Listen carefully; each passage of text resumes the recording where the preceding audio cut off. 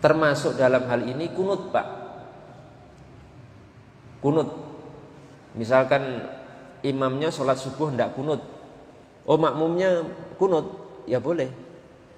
Karena kunut itu dihitung ulama termasuk sunnah yang tidak signifikan perbedaannya ketika dilakukan makmum kepada imamnya. Atau sebaliknya, imamnya kunut, makmumnya tidak kunut, ya boleh. Jadi misalkan imamnya tidak kunut, sebagian makmumnya meyakini kunut itu sunnah, dia kunut.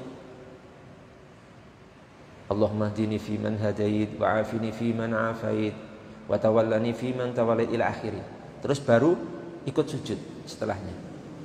Boleh. Maka ketika di Masjidil Haram saya mendapatkan beberapa jamaah dari Indonesia itu, kan sana jelas ya, di Masjidil Haram, imam Masjidil Haram itu tidak kunut subuh. Karena sana mengikuti madhab Hambali. Hambali, Imam Ahmad ibn Hambal. Hambali itu tidak kunut subuh. Maka saya melihat jamaah-jamaah dari Indonesia itu rata-rata kalau sholat subuh, walaupun imamnya tidak kunut, mereka itu kunut subuh. Dan itu boleh. Enggak, karena biasanya kunut subuh itu nanti pendek, kemudian nanti kan imamnya sujud. Ketika imam sujud, nanti imam itu hampir selesai sujud, ini makmum sudah selesai, baru ngikuti.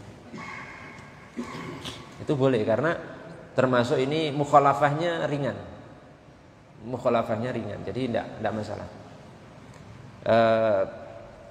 Di sini disebutkan ya di kitab ini, di kitab satu yang saya bawa ini, di Kasyifatus Syaja' karya Syekh Nawawi Al-Bantani, ini disebutkan juga permasalahan tersebut. Bahkan sebagian ulama menyatakan untuk dilakukan, malah lebih utama dilakukan bagi yang berpendapat itu. Karena yang berpendapat kunut subuh itu dari Syafi'iyah dan Malikiyah. Imam Syafi'i dan murid-muridnya, dan Imam Malik dan murid-muridnya. Bedanya kalau Malikiyah itu sebelum rukuk, kalau Syafi'iyah ba'da rukuk kunut subuhnya. Tapi keduanya meyakini disunahkannya apa? Kunut subuh. Yang tidak kunut itu Hanafiyah, Imam Abu Hanifah dan Imam Ahmad ibnu Hambal, Hambali. Ya sampean ikut mana? Monggo. Mau Hanafi, mau Hambali, mau Syafi'i, mau Maliki, itu sah. Karena 4 madhab itu madhabu ahli sunnati wal jamaah, yang sudah terjadi, bisa dikatakan konsensus ijma' ulama untuk diikuti salah satunya. Tapi jangan dicampur baur. Ya, jangan dicampur baur. Yes, Maliki dipakai, Hambali dipakai, Syafi'i dipakai, Hanafi juga dipakai. Dicampur, diaduk, wah itu keliru, Pak.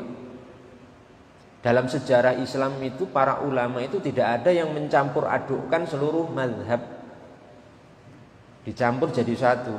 Ibarat makanan, bubur ayam dicampur bakso, dicampur mie ayam, dicampur jangan lodeh. Enak enggak itu? Jadi enak enggak? Jadi enggak enak. Sebenarnya enak semua itu, tapi karena dicampur aduk jadi apa? Tidak enak. Ikuti salah satu, walaupun kadang nanti keluar dari mazhab yang kita ikuti dalam sebagian masalah, tidak masalah. Tapi kalau dicampur aduk sejak awal semuanya, itu tidak ada salafnya. Itu tidak ada panutannya dari para ulama salaf. Sejarah tidak ada seperti itu. Makanya akan ada Tobaqot Hanabilah. Tobaqot itu silsilah ulama, sejarah ulama dari setiap kurun, namanya Tobaqot Hanabilah, Tobaqot ulama-ulama Hambali. Ada Tobaqot Syafi'iyah, ada Tobaqot Hanafiyah, ada Tobaqot Malikiyah. Ikuti salah satu supaya tertib mengikuti imam mujtahidin. Jadi salah satu madhab itu diikuti. Walaupun nanti pada sebagian masalah keluar dari madhab yang kita ikuti tidak masalah. Tapi jangan dicampur aduk. Itu boleh ya. Jadi kunut dulu. Tapi kunut itu hanya masalah khilafiyah. Bukan wajib juga dalam madhab Syafi'i. Dalam madhab Syafi'i itu kunut subuh itu tidak wajib, tapi sunnah ab'ad.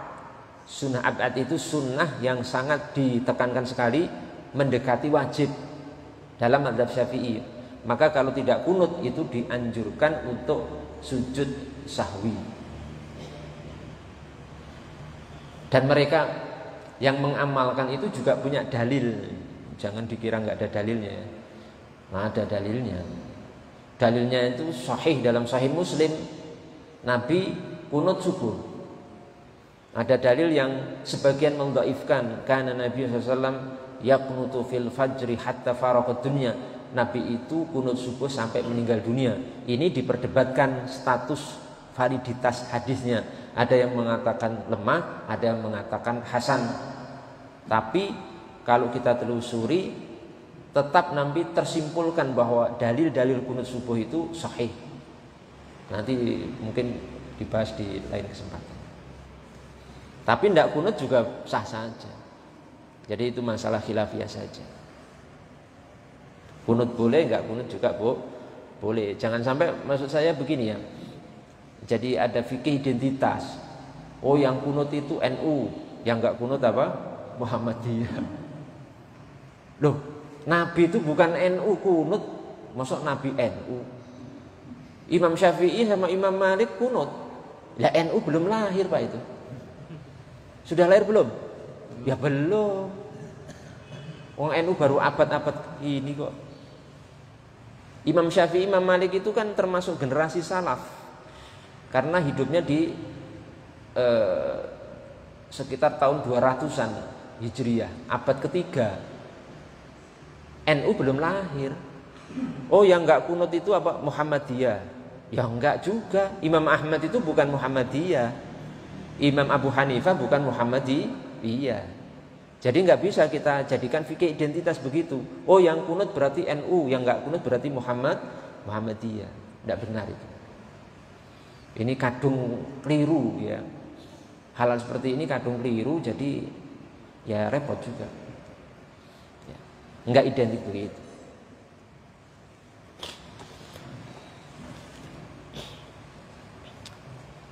Bahkan lucu ya, Masya Allah ya, bagaimana para ulama itu memberikan teladan dalam masalah-masalah khilafiyah itu indah sekali itu.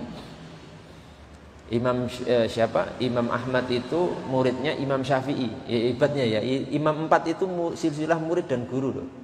Imam 4 itu. Imam Ahmad itu muridnya Imam Syafi'i. Imam Syafi'i muridnya Imam Malik. Imam Malik itu muridnya Imam Abu Hanifah. Imam Ahmad itu tidak kunut, tapi kalau sholat di belakang gurunya Imam Syafi'i yang kunut, ikut kunut. Hebatnya itu. Imam Syafi'i kunut, Imam Abu Hanifah enggak kunut. Suatu ketika Imam Syafi'i ini sholat di dekat area kuburan Imam Abu Hanifah, sholat subuh. Tapi ternyata Imam Syafi'i tidak kunut. Kemudian ada muridnya yang tanya, ya Imam, kenapa Anda tidak kunut?